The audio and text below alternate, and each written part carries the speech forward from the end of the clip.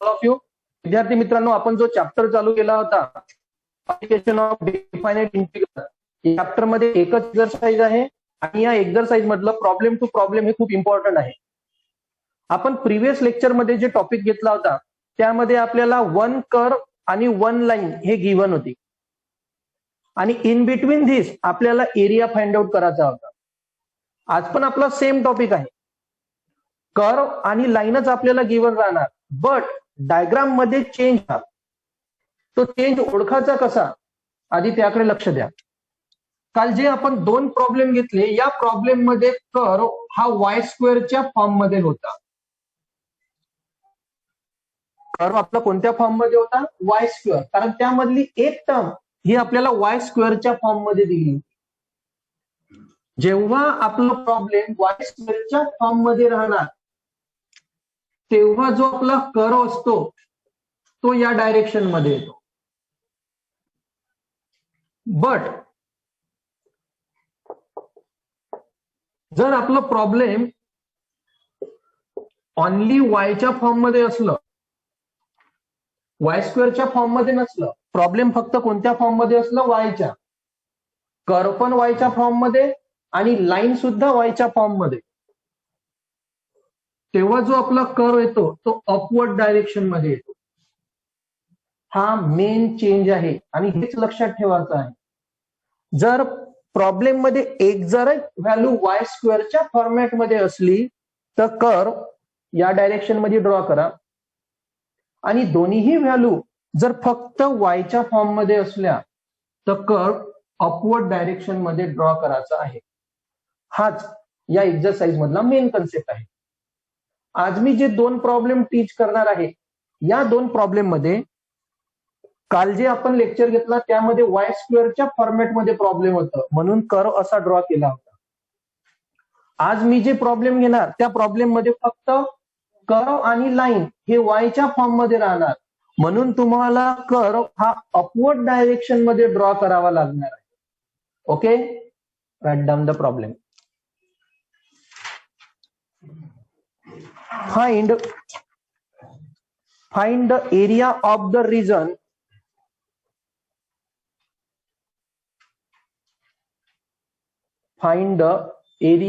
the region included between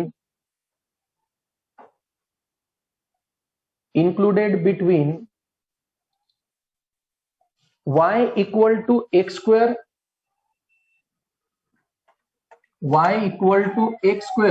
and the line y equal to x square and the line y equal to 4x. Board कडे लक्ष द्या. आपल्याला आधी given आहे y equal to x square. Let याला आपण y1 consider करतो x square,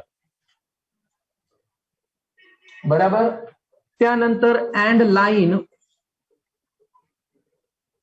y equal to आहे 4x.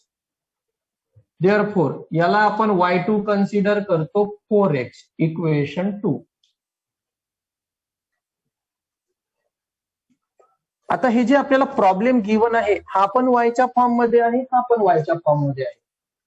आणि कालच्या लेक्चर मध्ये जे आपण प्रॉब्लेम बघितले होते त्यामध्ये एक व्हॅल्यू ही वाय स्क्वेअरच्या फॉर्मॅट मध्ये राहत होती, म्हणून दुसरी व्हॅल्यूला आपण वाय स्क्वेअर मध्ये कन्वर्ट करत होतो. बट आज जे आपण प्रॉब्लेम टीच करत आहोत, वाय दोन्ही प्रॉब्लेम फक्त वायच्या फॉर्म मध्ये आहे, म्हणजे कर्व हा अपवर्ड डायरेक्शन येणार. प्रॉब्लेम करायच्या आधीच माहित असलं पाहिजे. After that y1 y2 consider झाल्यानंतर आपण कोणता पॉइंट फाइंड आउट करतो? Intersection. To find intersection point.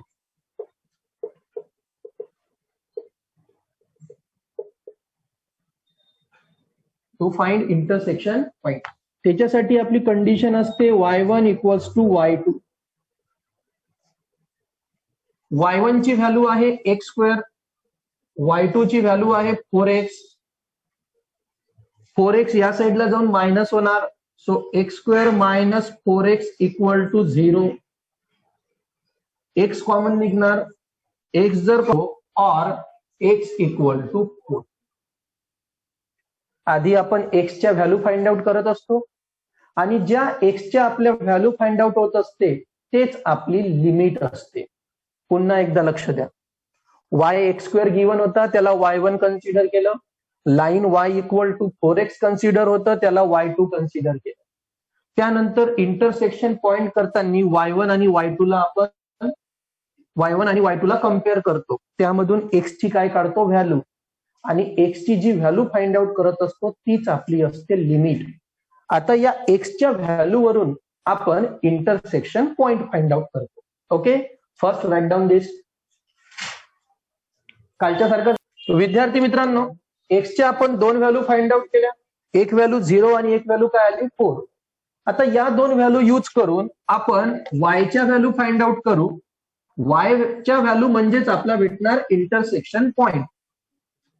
तर वायची व्हॅल्यू फाइंड आउट करण्यासाठी तुम्ही y1 मध्ये सुद्धा पुट करू शकता किंवा y2 मध्ये सुद्धा पुट करू शकता, ऍज यू विश. दोन पैकी कोणत्याही व्हॅल्यू मध्ये पुट करू शकता. मी y1 मध्ये पुट करतो. लक्ष द्या आता. When x equal to 0 then, आता बघा इथं जर मी x ची व्हॅल्यू जर 0 पुट केली तर 0, x इक्वल टू 4 देन, आता जर इथं मी x ची व्हॅल्यू जर 4 पुट केली तर 4 चा स्क्वेअर किती येणार आहे 16. तर y ची व्हॅल्यू किती येणार 16. Okay, hence the intersection point are, hence the intersection points are, पहिला पॉइंट भेटला 0 0 0,0 and जो तुमचा सेकंड पॉइंट राहणार तो राहणार 4,16. पहिला पॉइंट भेटला 0,0 आणि सेकंड पॉइंट भेटला x4 y16, so 4,16. Intersection point भेटवानी करायची. आता डायग्राम बघा.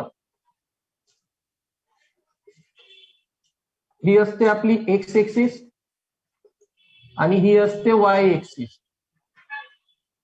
ओके, मी ऑलरेडी सांगून ठेवलं आहे या लेक्चरच्या स्टार्टिंगलाच का दोनही वाय वायच्या फॉर्मॅटमध्ये असलं तर आपला कर्व हा अपवर्ड डायरेक्शन असणार. हा आधी मी ड्रॉ केला अपवर्ड, बट तो ओरिजिन पासूनच ड्रॉ करावा लागला. रिझन, कारण पहिला पॉइंट 0 0 आहे म्हणून. जर पहिला पॉइंट 0 0 नसला तर त्याचं डायरेक्शन चेंज होते. नेक्स्ट प्रॉब्लेम मध्ये जर झालं तर मी सांगणारच, बट 0 0 आहे म्हणून ओरिजिन पासून ड्रॉ केला. त्यानंतर एक्स किती आहे 4, म्हणजे एक्स ची व्हॅल्यू 4,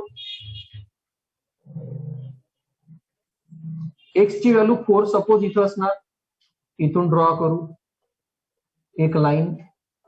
हा झाला आपला x इक्वल टू 4, बराबर. आणि y इक्वल टू किती आहे 16. या साईडला घेऊन घेऊ.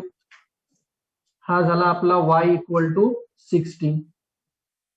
ओके, आणि ओरिजिन पासून आणि हा जो पॉइंट झाला x, इथं एक लाईन ड्रॉ करायची ओरिजिन पासून. x इक्वल टू 4 ज्या पॉइंटवर काय झाला, कर्वच्या ज्या पॉइंटवर काय झाला इंटरसेक्ट. x इक्वल टू 4 या कर्वच्या ज्या पॉइंटला काय झाला इंटरसेक्ट. त्याच पॉइंट पासून तो ओरिजिन मधून पास होणारी एक लाईन काय करायची ड्रॉ, आणि ती करायची शेडेड. हा x इक्वल टू 4 आणि त्याच पॉइंट पासून y इक्वल टू 16. आणि कर्व ओरिजिन पासून का बरं घेतला, बिकॉज फर्स्ट पॉइंट इज 0,0. इथं इंडिकेट करू आपण 0,0. आणि हा जो इंटरसेक्शन पॉइंट भेटला हा 4,16. पुन्हा एकदा लक्ष द्या. प्रॉब्लेम दोन्ही फॉर्मॅटमध्ये वाय वाय होता म्हणून कर्व अपवर्ड डायरेक्शननी ड्रॉ केला. First step. सेकंड, एक्स ची व्हॅल्यू 4 आहे तर एक्स पासून एक्स एक्सिस वर 4 ड्रॉ केला आणि ज्या पॉइंटवर तो कर्व सोबत इंटरसेक्ट झाला तिथूनच वाय एक्सिस ची लाईन ड्रॉ करून घ्यायची आणि त्याच पॉइंट पासून ओरिजिन मध्ये सुद्धा एक लाईन काय करायची ड्रॉ. ही झाली डायग्राम. आता फाइंड आउट करू आपण एरिया. राईट डाऊन दिस. तर विद्यार्थी मित्रांनो, डायग्राम ड्रॉ झाल्याबरोबर लिहा, let A B the required area. Let A B the required area. Okay, let A B the required area लिहिलं. आणि मी तुम्हाला फॉर्म्युला सांगितला होता का ए इक्वल टू असतो आपला integration y1 dx minus integration y2 dx. जे दोन आपण कन्सिडर केले असतात y1 आणि y2 त्यांच्या मधला एरिया फाइंड आउट करायचा असतो. So integration of y1 dx minus integration of y2 dx. आणि लिमिट x ची जी होती 0 टेन्स टू 4. जेव्हा आधी आपण दोन इक्वेशनला कम्पेअर करतो तेव्हा ज्या एक्सच्या व्हॅल्यू निघतात तीच आपली काय असते, लिमिट. 0 टेन्स टू 4 y1 ची व्हॅल्यू एक्स स्क्वेअर होती. 0 टेन्स टू 4 y2 ची व्हॅल्यू 4x. याला सॉल्व्ह करू. लक्ष द्यायचं आता. एक्स रेस टू n चा फॉर्म्युला लागणार म्हणजे x cube upon 3 0 tends to 4. बरोबर. एक्स रेस टू n चा फॉर्म्युला लागला. साइन मायनस यामध्ये हा 4 काय आहे, कॉन्स्टंट. तर 4 आधी बाहेर घेऊ. 4 बाहेर घेतल्यानंतर इथे राहिला एक्स रेस टू 1 म्हणजे पुन्हा एक्स रेस टू n चा फॉर्म्युला लागणार. X raise to n plus 1 upon n plus 1 म्हणजे x raise to 2 upon 2 0 tends to 4. लक्ष द्या. X raise to n x cube upon 3 4 constant पुन्हा एक्स रेस टू n म्हणजे x square upon 2. 3 constant आहे. 1/3 बाहेर. आपला राहिला x cube 0 tends to 4. Sign minus 2 1 जा 2 2 2 जा 4 2 राहिला फक्त. Again x square 0 tends to 4. A as it is 1/3. आता लिमिट पुट करू. या एक्स मध्ये आधी अप्पर लिमिट येणार. अप्पर किती आहे, 4. सो 4 क्यूब मायनस 0 क्यूब येणार -2. या एक्स मध्ये सुद्धा आधी upper limit minus lower limit येणार. अप्पर आहे 4. So 4 square minus 0 square. A equal to 1/3. Carefully लक्ष द्या. 4 चा क्यूब हा 64 येणार. 0 0 होणार म्हणजे राहिला फक्त 64 मायनस 4 चा क्यूब हा 16 येणार. 4 चा स्क्वेअर हा 16 येणार आणि 16 इंटू 2 हा 32 होणार. Again A as it is. हा झाला आपला 64 upon 3 minus 32. Again A as it is. आता विद्यार्थी मित्रांनो, याला जर तुम्ही क्रॉस मल्टिप्लाय करून जर सॉल्व्ह केलं, 64 1 जा 64, 3 2 जा 6, 3 3 जा 9 म्हणजे 64 मायनस 96. बरोबर. तर हे येणार तुमचं 64 मायनस 96 अपॉन 3. आता 64 मायनस जर 96 केलं तर आन्सर येणार -32. बट एरिया हा आपला मायनस मध्ये कधीच नसतो. तर जे आपण फायनल आन्सर लिहू ते ए इक्वल टू येणार 32 अपॉन 3 स्क्वेअर युनिट. हे झालं विद्यार्थी मित्रांनो आपलं final answer 32 upon 3. Write down fast. Problem. Next problem लिहा विद्यार्थी मित्रांनो. y equal to x square plus 3. y equal to x square plus 3 and the line y equal to x plus 3.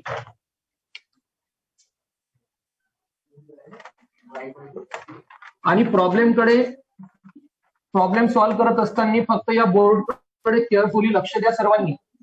बघा, आधी आपल्याला गिवन आहे y equal to x square plus 3. Let याला आपण y1 consider करू x square plus 3 and the line given आहे y equal to x plus 3, याला consider करू आपण y2 एक्स प्लस 3. जे गिवन असते त्याला आधी y1 आणि y2 आपण कन्सिडर करून घेतो. त्यानंतर to find intersection point, intersection जेव्हा आपण पॉइंट फाइंड आउट करतो तेव्हा आपली कंडिशन असते y1 equal to y2. Intersection point find out करण्यासाठी हीच कंडिशन यूज करायची. y1 ची व्हॅल्यू आहे x square plus 3 equal to y2 ची व्हॅल्यू आहे x plus 3. So 3 get cancel, या साईडला पण 3 आहे, त्या साईडला पण 3 आहे, 3 काय होऊन जाणार cancel. X square equal to येणार एक्स, हा एक्स या साईडला जाऊन मायनस होणार, म्हणजेच x square minus x equal to येणार 0. एक्स या साईडला मायनस केला, कॉमन निघते त्यामधून एक्स राहिला एक्स मायनस 1 इक्वल टू 0. बराबर. So therefore x equal to 0 और x minus 1 equal to 0. X equal to 0 और एक्स इक्वल टू 1. तर आधी आपण लिमिट फाइंड आउट केली 0 टेन्स टू 1, कारण एक्सच्या जे आपल्या व्हॅल्यू येत असतात त्याच आपली लिमिट असते. आणि या व्हॅल्यूवरून डिपेंड आपण आता कोणते फाइंड आउट करू, इंटरसेक्शन पॉइंट फाइंड आउट करू. See here, when x equal to 0 कशामध्ये पुटअप करू शकतो, y1 मध्ये किंवा y2 मध्ये. व्हेन एक्स इक्वल टू 0, जर आता मी इथं पुट केलं तर 0चा square 0, 0 plus 3 3. When x equal to 0 then y equal to 3. म्हणजे जेव्हा मी इथे एक्स ची व्हॅल्यू 0 पुट केली तर y ची व्हॅल्यू किती आली 3. सेकंड व्हॅल्यू किती आहे 1. When x equal to 1 then इथे जर मी एक्स ची व्हॅल्यू 1 पुट केली तर 1 चा square 1, 1 plus 3 4, then y equal to 4. The intersection points are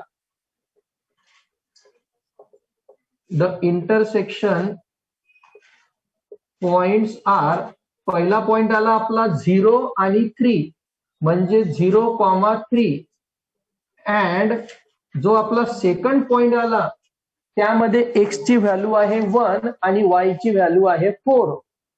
so 1,4. दोन इंटरसेक्शन पॉइंट भेटले, एक भेटला 0,3 आणि एक भेटला 1,4. Write down fast.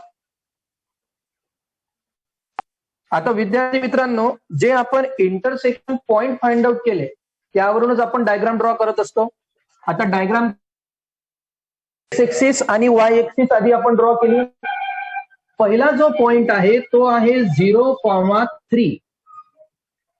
हा जर पॉइंट 0,0 आला असता तर आपण अपवर्ड डायरेक्शन मध्ये जो कर्व ड्रॉ केला असता तो ओरिजिन पासून ड्रॉ केला असता. बट एक्स 0 आहे आणि वाय काय आहे 3. 0 1 2 3 म्हणजे जो कर्व येणार तो अपवर्ड डायरेक्शन मध्येच येणार, बट ओरिजिन पासून आता येणार नाही, कारण 0 काय आहे 3. बरं, तर वाय एक्सिस वर आपण त्याला 3 पासून ड्रॉ केला. हा झाला आपला पहिला पॉइंट. सेकंड पॉइंट आहे आपला 1,4. तर एक्स वर 1 असणार, या ठिकाणी आपण एक्स वर 1 घेतला. हा झाला आपला एक्स इक्वल टू 1.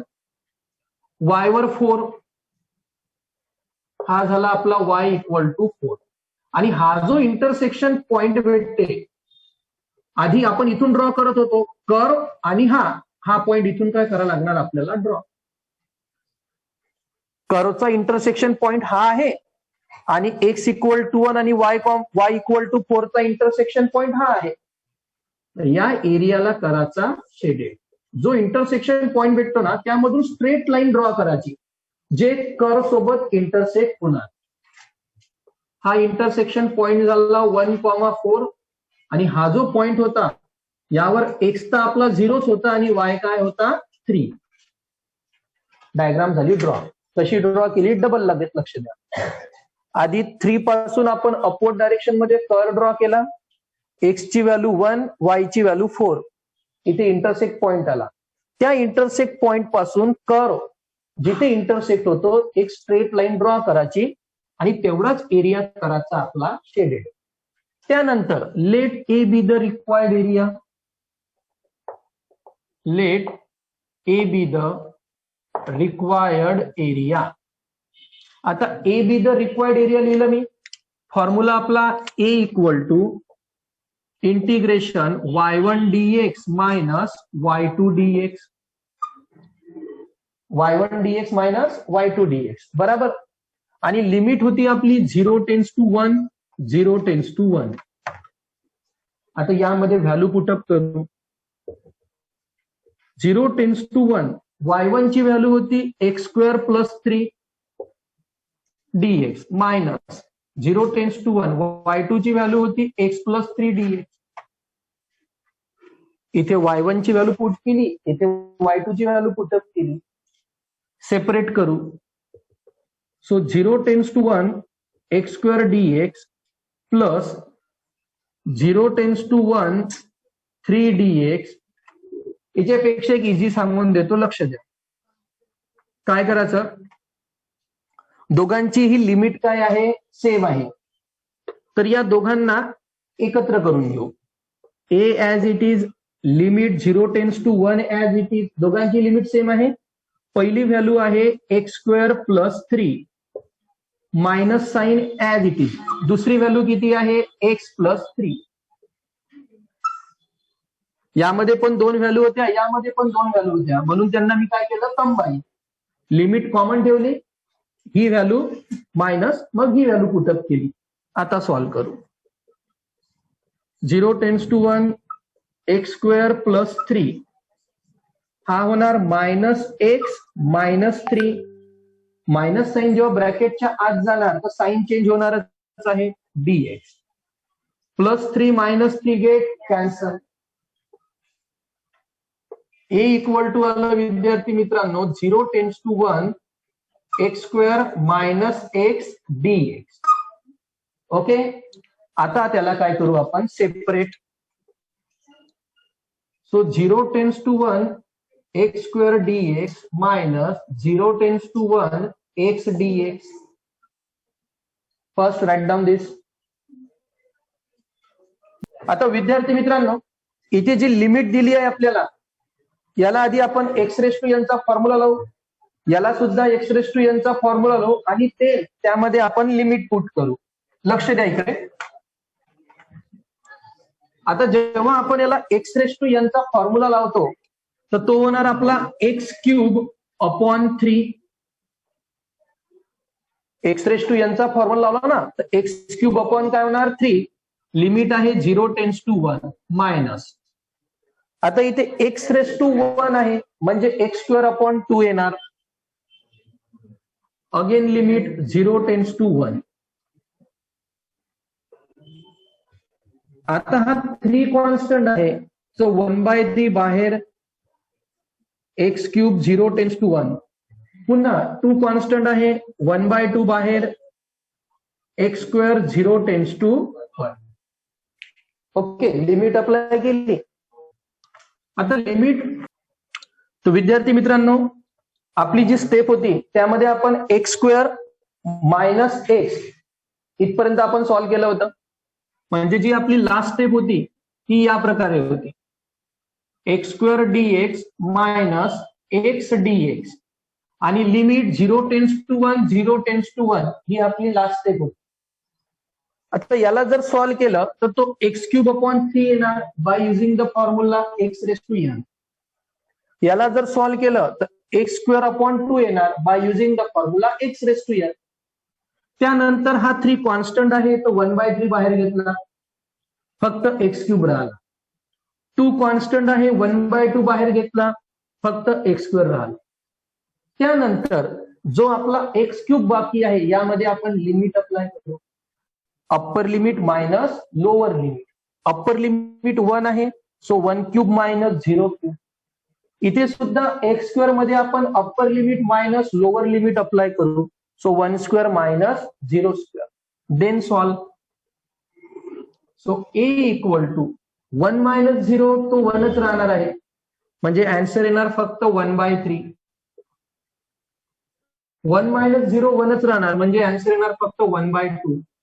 आणि याला जर तुम्ही क्रॉस मल्टिप्लाय करून सॉल्व्ह केलं तर आन्सर येणार 1/6 square unit. This is our final answer. तर विद्यार्थी मित्रांनो, हा चॅप्टर आपला एंड झाला आहे. From tomorrow we start new chapter. Write down this.